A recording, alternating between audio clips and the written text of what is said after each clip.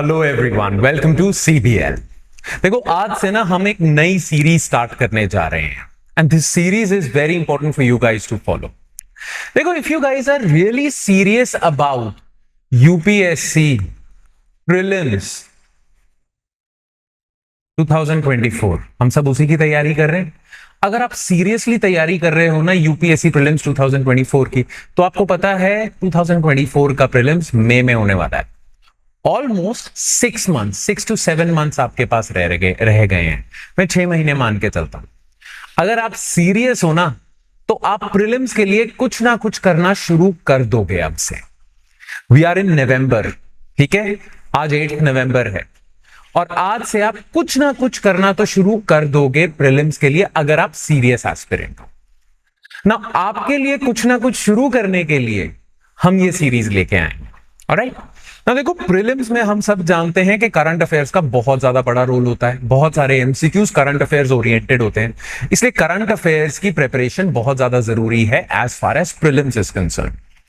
But current affairs के साथ साथ, क्योंकि हम प्रीलिम्स की तैयारी कर रहे हैं, तो प्रीलिम्स में तो पूछे जाते हैं एमसीक्यूज, तो हमारी एमसीक्यूज की भी प्रैक्टिस होनी चाहिए। प्रीलिम्स एग्जाम आप अपना क्लियर करो, इसके लिए आपके करंट अफेयर सॉलिडली तैयार होने चाहिए और आपकी एमसीक्यू प्रैक्टिस इनफ होनी चाहिए, और करंट अफेयर्स की एमसीक्यू प्रैक्टिस आपकी इनफ होनी चाहिए। अब ये बहुत बड़ा गोल है, पर किसी स्मार्ट इंसान ने मुझे बहुत साल पहले कहा था कि जब गोल बहुत ज्यादा बड़ा होता है ना, तो उसे पूरा करने के लिए उस गोल को ही छोटे छोटे पार्ट्स में बांट दो, बहुत ही माइक्रो टारगेट्स बना दो। अगर आपका टारगेट बहुत बड़ा है तो उसके छोटे छोटे टुकड़े कर दो, छोटे छोटे माइक्रो टारगेट्स कर दो, और उन छोटे छोटे माइक्रो टारगेट्स को अचीव करो 1 डे एट अ टाइम। तो आप देखोगे कि 4, 5, 6 मंथ्स में आपका इतना बड़ा टारगेट अचीव हो जाएगा, क्योंकि डेली आपने छोटा छोटा टारगेट अचीव करा। एक दिन में ही इतना बड़ा टारगेट अचीव करने निकलोगे तो बड़ा मुश्किल लगेगा, पर छोटा सा टारगेट हर रोज करोगे तो हर रोज अचीव भी करते जाओगे, और मेगा टारगेट भी जो आपका है वो भी पूरा हो जाएगा, है ना, 6 महीनों। तो यही चीज, इसी अप्रोच के साथ ये लेक्चर सीरीज स्टार्ट हो रही है। क्लियर? देखो, प्रीलिम्स के लिए हमने करंट अफेयर्स करने हैं, तो हम पता क्या कर रहे हैं इस सीरीज में। हर रोज न्यूज़पेपर आ रहा है, हिंदू और इंडियन एक्सप्रेस, आप कुछ भी पढ़ रहे होगे, या हिंदू पढ़ रहे होगे या इंडियन एक्सप्रेस पढ़ रहे होगे। हर रोज न्यूज़पेपर आ रहा है। वैसे तो कायदे से, if you are serious aspirant of UPSC, तो आप न्यूज़पेपर पढ़ रहे हो, पर जो आपने दिन में खबरें पढ़ी हैं, जो न्यूज आइटम्स आपने पढ़ी हैं, उनकी एमसीक्यू प्रैक्टिस भी बहुत जरूरी है ना। करंट अफेयर्स की एमसीक्यू प्रैक्टिस बहुत ज्यादा जरूरी है। तो हम पता क्या करेंगे, हर रोज जो न्यूज़पेपर आएगा उससे रिलेटेड 10 एमसीक्यूज आपके साथ डिस्कस करेंगे, ठीक है। इससे होगा क्या, आपने जो सुबह करंट अफेयर्स पढ़े हैं वो आपके रिवाइज हो जाएंगे, साथ साथ एमसीक्यू प्रैक्टिस भी हो जाएगी। और अगर आपने सुबह करंट अफेयर्स नहीं पढ़े हैं, तो इन एमसीक्यूज के थ्रू ही आपकी पढ़ाई हो जाएगी। ये तीनों चीजें आपकी हो जाएंगी। क्लियर? एंड हर रोज अगर आप ये 10 एमसीक्यूज कर रहे हो, तो 1 महीने के हो गए 300 एमसीक्यूज, और 6 महीने पड़े हैं अभी प्रीलिम्स को, 6 से 7 महीने। तो अगर आप ये रेगुलरली, कंसिस्टेंटली, डेली एमसीक्यूज करते जाओगे, तो 1 महीने के हो गए 300 एमसीक्यूज, और 7 महीनों के हो गए 2100 एमसीक्यूज। तो 2000 से लेके 2100 एमसीक्यूज आपकी प्रीलिम्स के प्रिपेयर हो जाएंगे। अब ये ठीक ठाक नंबर होता है। अगर आपने सीरियसली करंट अफेयर्स प्रिपेयर करने हैं, तो करंट अफेयर्स पढ़ने जरूरी है, और कम से कम उनके 2000 एमसीक्यूज की प्रैक्टिस करनी जरूरी है। अब 2000 एमसीक्यूज एक मेगा टारगेट है, इसीलिए हम इसे डिवाइड कर देंगे छोटे छोटे टारगेट्स में, 10 एमसीक्यूज, और ये डेली करते जाएंगे। 6-7 महीने बाद it will be 2000 MCQs and you will be ready as far as current affairs are concern, ठीक है। तो इस लेक्चर सीरीज में हम उस दिन के न्यूज़पेपर के 10 एमसीक्यूज करेंगे, रिवीजन हो जाएगी करंट अफेयर्स की, एमसीक्यू प्रैक्टिस हो जाएगी, और अगर करंट अफेयर्स नहीं पढ़े तो पढ़े जाएंगे। क्लियर? तो इसीलिए मेरी सीरियस एडवाइस होगी आप सबको कि make this lecture series a part of your daily routine. हम 10 से 20 मिनट लेंगे आपके बस, but make this a part of your daily routine. अगर आप by the end of your preparation कम से कम 2000 एमसीक्यूज प्रिपेयर करना चाहते हैं, प्रैक्टिस करना चाहते हैं फॉर करंट अफेयर्स। ठीक है, तो यही 10 से 20 मिनट आपने दिन के देने हैं। ये 10 से 20 मिनट दिन के देते जाओ, कुछ भी नहीं है 10 to 20 मिनट्स इन 24 आवर्स, है ना। तो यही 10-20 मिनट आप दिन के देते जाओ, कंसिस्टेंटली देते जाओ, रेगुलरली देते जाओ। आप देखोगे 10 करते करते कंपाउंडिंग होते होते 2000 एमसीक्यूज तक पहुंच जाओगे और बहुत सारे आपके कंपेटिटर से आप बहुत आगे होंगे। So make this lecture series a part of your daily routine, जरूर फॉलो करना है इसे। ऑलराइट, चलो फिर आज है 8 नवंबर, ठीक है, और आज के न्यूज़पेपर में जो जो इंपॉर्टेंट न्यूज आइटम्स आई थी उनसे रिलेटेड 10 एमसीक्यूज अब हम शुरू करेंगे, ठीक है। So let's start without further ado, ठीक है। क्वेश्चन नंबर 1 से, अच्छा स्टार्ट करने से पहले मैं आपको एक और चीज बता दूं। देखो मैं ना ये जो लेक्चर सीरीज, ये जो एमसीक्यूज डिस्कस करूंगा आपके साथ, ये एक पर्टिकुलर पैटर्न में करूंगा। वो पैटर्न क्या है, पहले मैं पूरा क्वेश्चन पढ़ूंगा, ठीक है, फिर आपने क्या करना है, आपने वीडियो करनी है स्टॉप और अपनी तरफ से क्वेश्चन आंसर करने की कोशिश करनी है, फिर वीडियो प्ले कर देना, ठीक है, और फिर हम डिस्कशन कर लेंगे। तो मैं तो पूरा क्वेश्चन डिस्कस करूंगा, बट मैं पहले पूरा क्वेश्चन पढ़ूंगा। तो अगर आप खुद मेरे साथ साथ अटेम्प्ट करना चाहते हो तो जैसे ही मैं पूरा क्वेश्चन पढ़ना खत्म करता हूं, आपने वीडियो स्टॉप करके खुद से आंसर करने की कोशिश करनी है और फिर वीडियो प्ले कर देनी है। मेरी डिस्कशन स्टार्ट हो जाएगी उस पर्टिकुलर क्वेश्चन से, मैं फिर आंसर बताऊंगा ना आपको। क्लियर? तो आप अपनी तरफ से ये फॉलो करना, मैं अपनी तरफ से ये फॉलो करूंगा। मैं पूरा पहले क्वेश्चन पढ़ूंगा, आपने आंसर करना है और फिर उसके बाद में डिस्कशन स्टार्ट करना क्वेश्चन की। ऑलराइट, चलो फिर इसी प्रोटोकॉल को फॉलो करते हुए हम 10 एमसीक्यूज डिस्कस करेंगे आज के न्यूज़पेपर से related. Alright, question number 1, consider the following statements regarding Subansiri river. ये न्यूज में आया था बिकॉज वो डैम एक्सप्लोड हो गया, लैंडस्लाइड हो गई है वहां पे। Statement 1, it is a trans Himalayan river that flows through Arunachal Pradesh, Assam and Bengal. It is a left bank tributary of Brahmaputra. The lower Subansiri hydroelectric project is an under construction dam, gravity dam on the river. ठीक है, ये 3 statements हैं, आपको बताना है only 1 statement is correct, only 2 statements are correct, only 3 statements are correct, no statement is correct. Alright? Now, अब देखो बात करते हैं तीनों स्टेटमेंट की। अब डिस्कशन स्टार्ट हो रही है। जो सुबनसिरी रिवर है, it is a trans Himalayan river. Trans Himalayan river मतलब वो रिवर जो हिमालय के पार से स्टार्ट होती है, हिमालय पूरा क्रॉस करती है और इंडिया में एंटर करती है। Subansiri river trans Himalayan river है, बिल्कुल है। ये तिब्बत से स्टार्ट होती है और फिर हिमालय क्रॉस करके इंडिया में सुबनसिरी नाम से फ्लो करती है। So it is a trans Himalayan river, yes. It flows through Arunachal Pradesh, Assam, Bengal, not Bengal. ये अरुणाचल प्रदेश से आती है, फिर असम में एंटर करती है और फिर ब्रह्मपुत्रा से मिल जाती है, तो ये बंगाल में जाती भी नहीं है। तो first statement is false. Next, it is a left bank tributary of Brahmaputra. ये ब्रह्मपुत्रा की ट्रिब्यूटरी तो है, पर ये लेफ्ट बैंक नहीं, राइट बैंक ट्रिब्यूटरी है। लेफ्ट बैंक राइट बैंक का मतलब क्या है? सपोज ये डायरेक्शन है, जैसे कि आपकी तरफ रिवर फ्लो कर रही है, मेरे से आपकी तरफ रिवर फ्लो कर रही है, तो सपोज ये डायरेक्शन है रिवर की, ठीक है। चलो उल्टा ले लेते हैं, आपसे मेरे तक रिवर फ्लो कर रही है सपोज, ठीक है। तो रिवर का फ्लो इस तरफ है, ऐसे है। अब रिवर का फ्लो अगर इस तरफ है तो आप बताओ आपकी राइट साइड कौन सी हुई? ये वाली। आपकी लेफ्ट साइड कौन सी हुई? ये वाली। अगर कोई रिवर ब्रह्मपुत्रा को राइट साइड से मिल रही है तो वो राइट बैंक ट्रिब्यूटरी है, अगर लेफ्ट साइड से मिल रही है तो लेफ्ट बैंक ट्रिब्यूटरी है। मेक सेंस, है ना? अब सुबनसिरी रिवर राइट साइड से जोड़ती है, ऊपर से आती है ना, तो ब्रह्मपुत्रा को राइट साइड से जोड़ती है, तो ये स्टेटमेंट भी गलत है। The lower Subansiri hydroelectric project is an under construction gravity dam on the river. बिल्कुल, ये अंडर कंस्ट्रक्शन है। ये न्यूज में भी इसलिए था क्योंकि ये लोअर सुबनसिरी हाइड्रोइलेक्ट्रिक प्रोजेक्ट में 7 की दीवार गिर गई, मतलब 7 की दीवार लैंडस्लाइड हो गई वहां पे। क्लियर? तो ये डैम बना हुआ है सुबनसिरी रिवर पे, बिल्कुल सही। अब as per this question only 1 statement is correct, ठीक है। चलो question number 2, consider the following statements regarding data on hypertension. Hypertension मतलब high BP, blood pressure, as revealed by recent national family health survey. अभी article आया था Indian express में। तो national family health सर्वे हुआ है, उसमें इंडिया में कितने लोगों को हाइपरटेंशन है, कितने मेल्स, फीमेल्स, एजेड लोग, यंग लोग, ये सारा डेटा है। ठीक है, तो आपको बताना है कौन सी स्टेटमेंट सही है। Large number of people with hypertension either don't get diagnosed and those who get diagnosed don't receive treatment. Hypertension is more prevalent in females than males. Proportion of young people receiving treatment for hypertension is more than that of senior citizen.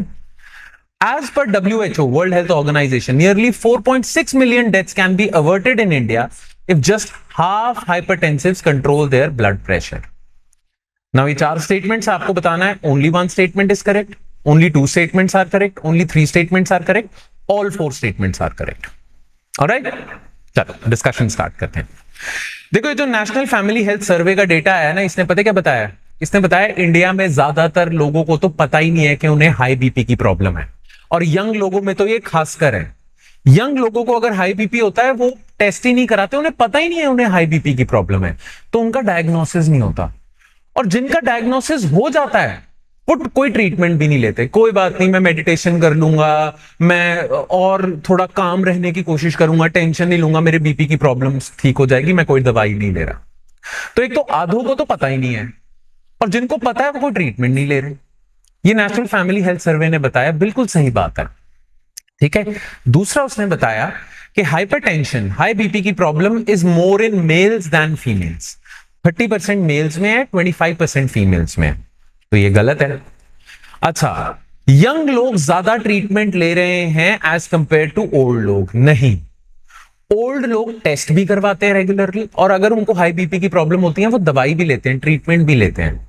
Young लोग परवाह नहीं करते कि कोई बात नहीं, अपने आप ठीक हो जाएगा, अभी तो हम यंग हैं। So proportion of young people receiving treatment for hypertension is more less than senior citizens. अच्छा, WHO ने बिल्कुल सही कहा है कि 2040 तक इंडिया में 4.6 मिलियन डेथ्स हो सकती हैं अगर अभी आधे लोग भी ट्रीटमेंट ना लें। WHO को कहना है कि जितने लोगों को बीपी की प्रॉब्लम है, अगर आधे लोग अभी से ट्रीटमेंट लेना शुरू कर दें तो 2040 तक हम 4.6 मिलियन डेथ्स, यानी कि 46 लाख पीपल की डेथ्स अवॉइड कर सकते हैं। ये बिल्कुल सही बात है। ठीक है, क्योंकि क्या है ना, हाई बीपी से ऑर्गन फेलियर भी हो जाता है। अगर हाई बीपी को आप ट्रीट ना करो ना, तो kidney failure, liver failure, heart को बहुत दिक्कतें होती हैं। क्लियर? तो 1 and 4 are correct, only 2 statements are correct, B. Alright, चलो question number 3। Consider the following statements regarding PM Garib Kalyan योजना। न्यूज में चल रही है, अभी मोदी जी ने अनाउंसमेंट करी है ना। चलो, statement 1, it was a pandemic time measure to address the issue of food security among Indian population. Okay. Under this, additional 5 kg food grains are provided to all NFSA, National Food Security Act, beneficiaries for free. Okay. The beneficiary list covers 50% of rural population and 45% of urban population. Which of the above statements are correct? 1 and 2 only, 2 and 3 only, 1 and 3 only, 1, 2 and 3. Alright? चलो, अब देखो, प्रधानमंत्री गरीब कल्याण योजना क्या थी? Pandemic के दौरान बहुत सारे जो डेली वेज वर्कर्स थे वो जॉबलेस हो गए थे, तो उनको खाने की भी प्रॉब्लम फेस करनी पड़ रही थी, फूड सिक्योरिटी की भी प्रॉब्लम फेस करनी पड़ रही थी। तो इसीलिए पैंडेमिक के लिए, लॉकडाउन के लिए आपने स्टार्ट करी प्रधानमंत्री गरीब कल्याण योजना। अंडर दैट योजना हमारे कंट्री में ना already national food security act चल रहा है। ठीक है, उस एक्ट में 50% ऑफ अर्बन पॉपुलेशन और 75% ऑफ रूरल पॉपुलेशन कवर्ड है। ठीक है, तो ये जो लोग हैं ये बेनिफिशियरीज हैं। Under national food security act आपको सब्सिडाइज्ड, बहुत ही ज्यादा सब्सिडाइज रेट पे, बस कर लेता हूं, बहुत ही ज्यादा सब्सिडाइज रेट पे राशन मिलता है। ठीक है, बहुत ही ज्यादा सब्सिडाइज रेट पे आपको राशन मिलता है, फ्री नहीं मिलता, याद रखना। तो जितने भी बेनिफिशियरीज हैं नेशनल फूड सिक्योरिटी एक्ट के, उनको 5 kg free of cost additional grains मिल जाएगी अंडर प्रधानमंत्री गरीब कल्याण योजना। ठीक है, ये है प्रधानमंत्री गरीब कल्याण योजना। क्लियर? पहली statement, it was a pandemic time measure to address the issue of food security, बिल्कुल सही। इसमें एडिशनल 5 kg फूड ग्रेन्स जो ऑलरेडी सब्सिडाइज रेट पे मिल रही है नेशनल फूड सिक्योरिटी एक्ट के तहत, वो तो मिलेंगी मिलेंगी। 5 kg food grains additionally per month आपको मिलेंगे free of cost to all NFSA beneficiaries. अच्छा, एनएफएसए बेनिफिशियरीज कौन है? 50% अर्बन पॉपुलेशन, 75% रूरल पॉपुलेशन। तो ये गलत है, 50% रूरल, 45% अर्बन। ठीक है, तो इस क्वेश्चन का आंसर है ए, 1 and 2 only. Alright, next question number 4। Consider the following statements regarding tuberculosis. ये न्यूज में इसलिए था क्योंकि अभी डब्ल्यूएचओ की इंडिया को लेके बहुत कोई अच्छी रिपोर्ट नहीं आई है टीबी को लेके। Clear? So consider the following statements regarding tuberculosis. It is a viral disease that affects our respiratory system. Okay. As per 2023 global TB report by WHO, India had the second largest burden of global TB cases in 2022.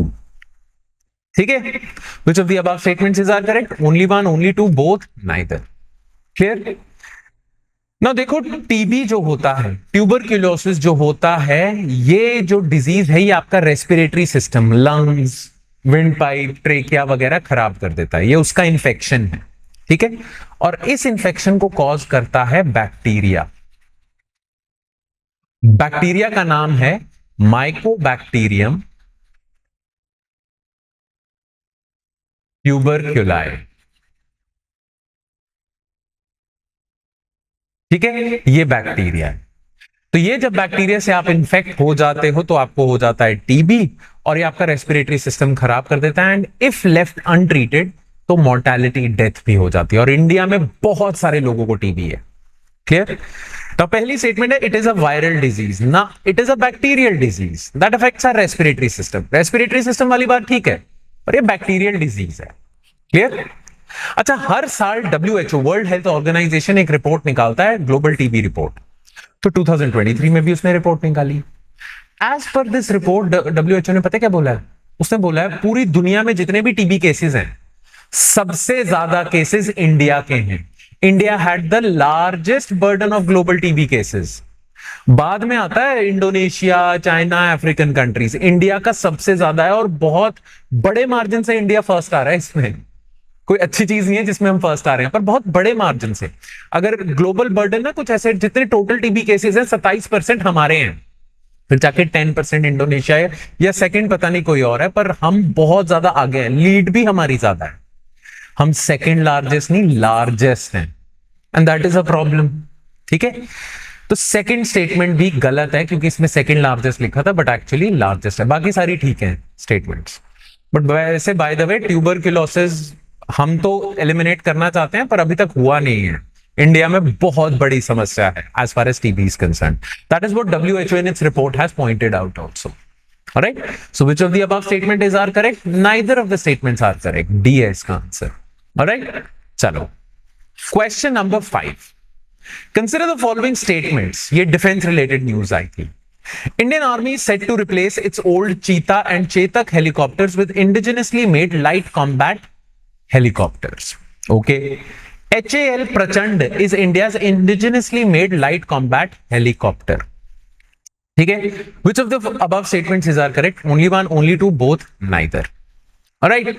चलो discussion start करते हैं। देखो, दो तरीके के helicopters हैं। वैसे तो बहुत सारे तरीके के हैं, पर यहां पे हमारे लिए दो हैं। एक तो होते हैं लाइट यूटिलिटी हेलीकॉप्टर्स।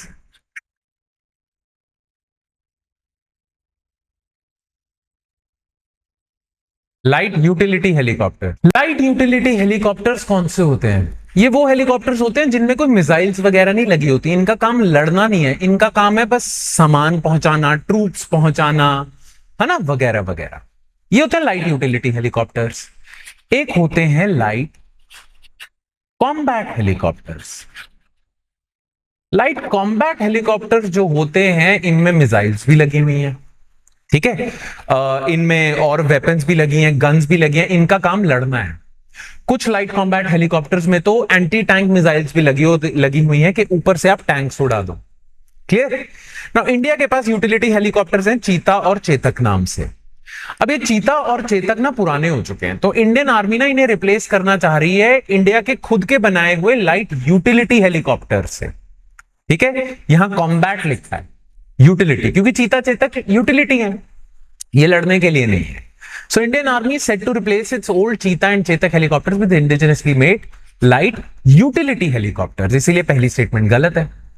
अच्छा, हमारे कंट्री में light utility helicopters, light combat helicopters ये बना रहा है HAL, हिंदुस्तान एरोनॉटिक्स लिमिटेड. तो अभी HAL ने एक कॉम्बैट हेलीकॉप्टर बनाया जिसका नाम है प्रचंड. इसमें एंटी टैंक मिसाइल्स भी हैं, सारी मिसाइल्स हैं. तो HAL प्रचंड is India's indigenously made, India ने खुद बनाया, बिल्कुल सही, लाइट कॉम्बैट हेलीकॉप्टर. ये बिल्कुल सही है स्टेटमेंट. ठीक है, तो इस क्वेश्चन का आंसर है बी, ओनली 2. ऑलराइट, चलो question number 6. Consider the following statements regarding Bletchley declaration. It was the result of first AI safety summit in UK. It was signed by 28 countries and EU. India did not give its consent to Bletchley Declaration. Which of the above statements is are correct? देखो, हम सब जानते हैं AI technology is taking the world by the storm, by a storm.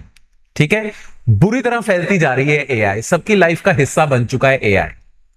अब AI definitely बहुत ज्यादा humanity की help करेगा, हमारे बहुत सारे काम आसान कर देगा. बट AI में मिसयूज का भी स्कोप है. जैसे अभी रिसेंटली स्मृति मंधाना को लेकर डीप फेक वीडियो बनाई गई है ना, तो वो AI जनरेटेड ही है. ऐसे बहुत सारे केसेस हैं AI के मिसयूज के. तो AI टेक्नोलॉजी का पोटेंशियल है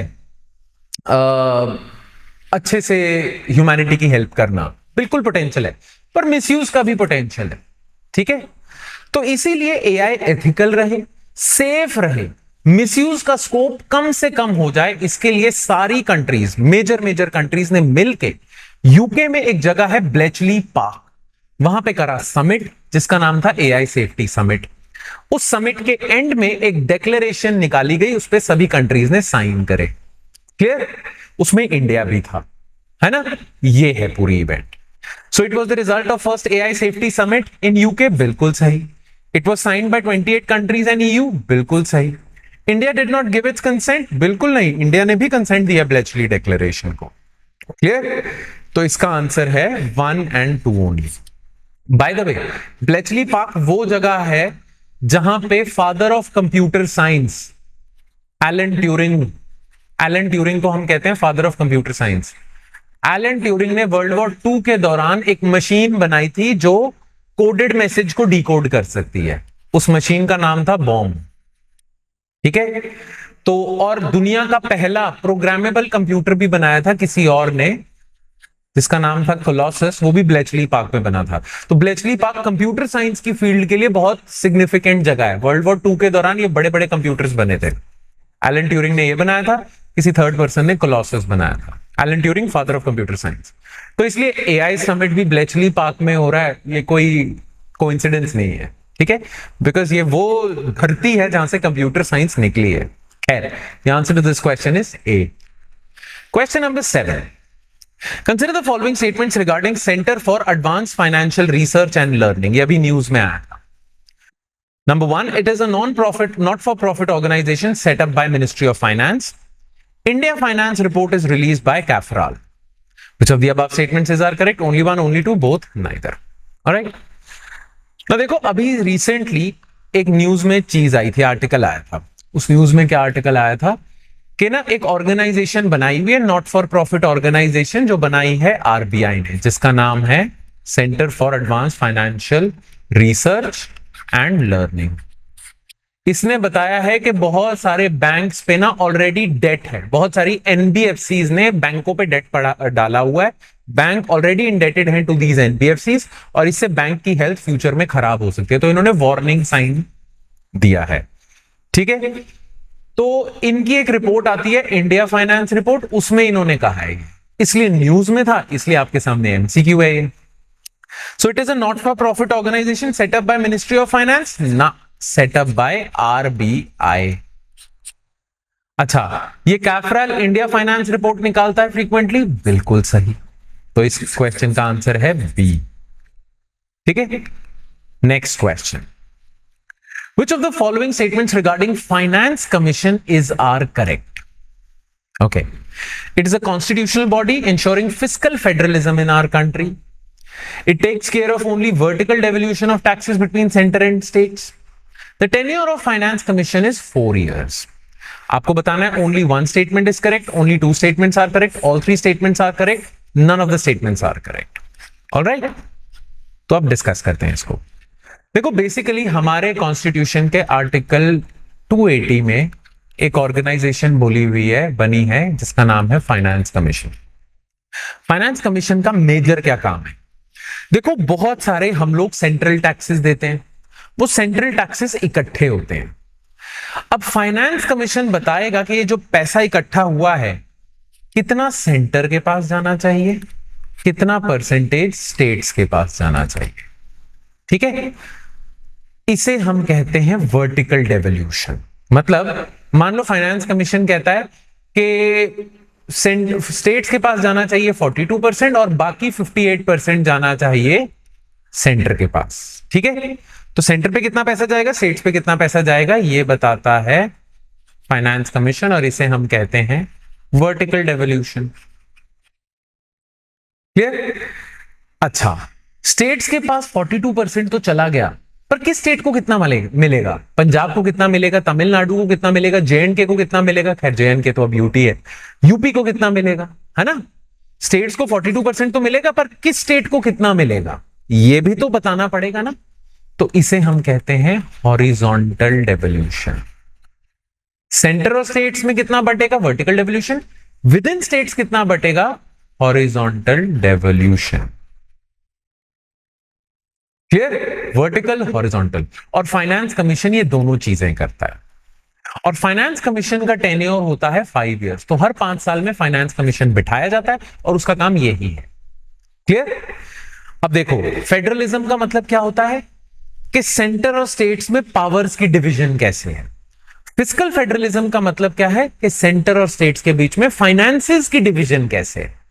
तो फाइनेंस कमीशन यही तो कर रहा है ना? इसीलिए first statement is correct. It is a constitutional body, yes, article 280 से आती है। It ensures fiscal federalism, yes. It takes care of only vertical devolution, ना, it takes care of vertical plus horizontal devolution. The tenure of finance commission is 4 years, no, it is 5 years। ठीक है, तो ये भी गलत है। So only one statement is correct.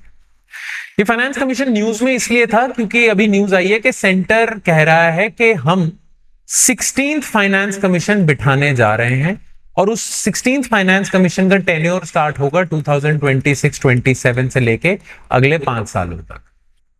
ठीक है, ये न्यूज में आया, इसलिए question number 9। Consider the following statements regarding G7। आजकल G7 बहुत न्यूज में है because of Israel Palestine war, है ना? G7. Italy is not a member of G7 grouping. Okay, the group constitutes more than half of global net wealth. Okay, the group was initially established as Library Group in 1973. Which of the above statements are correct? 1 and 2 only, 2 and 3, 1 and 3, 1, 2 and 3. All right.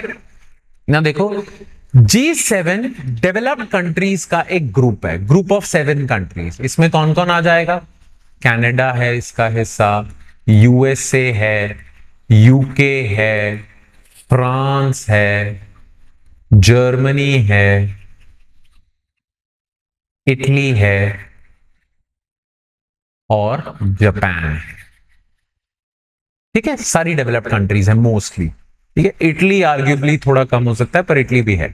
Developed countries हैं सारी। इनका एक group है G7 group. ये एक inter governmental organisation है ताकि global जितने भी पॉलिटिकल मैटर्स हैं, सिक्योरिटी रिलेटेड मैटर्स हैं, उनमें इनका कोऑर्डिनेटेड एक्शन हो। G7। ठीक है, तो Italy is not a member of G7 grouping, नहीं, बिल्कुल है। The group constitutes more than half of global net wealth, बिल्कुल सही। ग्लोबल नेट वेल्थ, जैसा कि आप देख रहे हो सारी रिच कंट्रीज इसमें है, तो ग्लोबली जितनी भी वेल्थ है, आधी wealth, more than 50% of that wealth comes from these countries. तो ये 7 कंट्रीज के पास ग्लोबली 50% से ज्यादा वेल्थ है। ठीक है, $200 ट्रिलियन। 10% पॉपुलेशन है। ठीक है, पॉपुलेटेड कंट्रीज नहीं है ज्यादा, 10% पॉपुलेशन है और 30 to 40% ग्लोबल जीडीपी है। क्लियर? वेल्थ और जीडीपी में फर्क है। तो ये स्टैटिस्टिक्स है, 50% wealth, 30 to 40% GDP, 10% population. Clear? तो ये स्टेटमेंट सही है। अच्छा, ये ग्रुप कब बना था? ये बना था 1973 में, और इसमें 6 कंट्रीज थी। जर्मनी की जगह वेस्ट जर्मनी था, ठीक है। इसमें 6 कंट्रीज थी बेसिकली, और इसका तब नाम था लाइब्रेरी ग्रुप। लाइब्रेरी ग्रुप क्यों था? नो आइडिया, ठीक है। बाद में G7 कर दिया, पर पहले इसका नाम था लाइब्रेरी ग्रुप। और 1973 में ही आपने जापान को भी ऐड कर दिया। पहले जापान नहीं था, इसलिए 6 कंट्रीज थी, जापान को ऐड करके G7 बन गया। तो थर्ड स्टेटमेंट भी सही है, answer is B. Alright, and last question number 10, consider the following statements regarding particulate matter. आजकल दिल्ली और बॉम्बे में पोल्यूशन चल रहा है, और बहुत ज्यादा न्यूज आर्टिकल्स आ रहे हैं, और उसमें पार्टिकुलेट मैटर को लेके न्यूज आ रही है, तो इसीलिए ये MCQ. The diameter of PM10 and PM2.5 is 10 millimeters and 2.5 millimeters respectively. Okay. Their sources can be both natural and anthropogenic. Particulate matter pollution causes various respiratory diseases. Which of the above statements are correct? 1 and 2 only, 2 and 3 only, 1 and 3 only, 1, 2 and 3. All right. Now देखो, air pollution बहुत ज्यादा हो रहा है दिल्ली में, right? और air pollution हो रहा है बहुत ज्यादा, उसमें कार्बन डाइऑक्साइड भी है, कार्बन मोनोऑक्साइड भी है, नाइट्रस सल्फ्यूरस ऑक्साइड्स भी हैं, पर पार्टिकुलेट मैटर भी है। अब पार्टिकुलेट मैटर क्या होता है? सॉलिड पार्टिकल्स जो सस्पेंडेड रहते हैं एयर में। ये इतने लाइट होते हैं, इतने छोटे सॉलिड पार्टिकल्स हैं कि हवा में ही घूमते रहते हैं, और हम जब सांस लेते हैं तो हमारी बॉडी में, हमारे लंग्स में भी डिपॉजिट हो जाते हैं। ये इतने छोटे हैं। इनके साइज के बेसिस पे 2 तरह के पार्टिकुलेट मैटर होते हैं, PM10, PM2.5, ठीक है। बहुत डेंजरस होते हैं, क्योंकि अगर आप बहुत ज्यादा ही आपके लंग्स में चले गए, रेस्पिरेटरी डिजीजेस हो जाएंगे। और दिल्ली में, मुंबई में इनका पोल्यूशन बहुत ज्यादा बढ़ता जा रहा है। अब पार्टिकुलेट मैटर 10 कौन से होते हैं? ये वो पार्टिकल्स होते हैं जिनका डायामीटर होता है 10 माइक्रोमीटर्स, ठीक है, माइक्रोमीटर। पार्टिकुलेट मैटर 2.5 क्या होंगे? जिनका डायामीटर होगा 2.5 माइक्रोमीटर्स। ये और भी छोटे हैं। क्लियर? अब पहली स्टेटमेंट देखना, diameter of PM10 and PM2.5 is 10 millimetres, ना माइक्रोमीटर्स, माइक्रॉन्स भी कह देते हैं, सो इसीलिए गलत है। अच्छा, ये जो पार्टिकुलेट मैटर है, इनका सोर्स क्या है? देखो, नेचुरल सोर्सेस भी हो सकते हैं कि कहीं लैंडस्लाइड होगी, बहुत ज्यादा मिट्टी उड़ गई, कहीं वोल्केनिक इरप्शन हुआ तो बहुत ज्यादा सस्पेंडेड ऐसे पार्टिकल्स आ गए, तो नेचुरल भी हैं। एंथ्रोपोजेनिक भी है। एंथ्रोपोजेनिक मतलब ह्यूमन क्रिएटेड, ह्यूमन बीइंग्स की वजह से, आर्टिफिशियल। कहीं कंस्ट्रक्शन साइट है तो वहां पे मिट्टी उड़ रही है, कहीं माइनिंग हो रही है वहां पे मिट्टी उड़ रही है। तो पार्टिकुलेट मैटर के सोर्सेस नेचुरल भी हैं, एंथ्रोपोजेनिक भी हैं। दिल्ली में ज्यादा प्रॉब्लम इससे हो रही है, तो ये स्टेटमेंट करेक्ट है। Number 3, PM pollution causes various respiratory problem, बिल्कुल सही, answer is B. Alright, and इसी के साथ हमारे आज के 10 सेट ऑफ एमसीक्यूज होते हैं खत्म। Thank you so much for watching everyone, and please please please मैं दोबारा रिपीट कर देता हूं, make this lecture series a part of your daily routine. इसे अपने डेली रूटीन का हिस्सा जरूर बनाना। यही छोटे छोटे माइलस्टोन्स आप पूरे करते जाओगे तो 6 महीने बाद आप इतना सारा कवर कर लोगे। सारे करंट अफेयर्स भी कवर होंगे, एमसीक्यू प्रैक्टिस भी होगी। As far as current affairs are concerned, you'll be sure of your preparation. Prelims में आप बहुत कॉन्फिडेंट होके जाओगे, ठीक है। तो ये छोटे छोटे 10-20 मिनट के टास्क कंप्लीट करते जाओ डेली, और उन टास्क में ये लेक्चर सीरीज है। ऑलराइट, चलो, that's it from my side guys. I'll see you next time with another set of 10 MCQs. Thank you.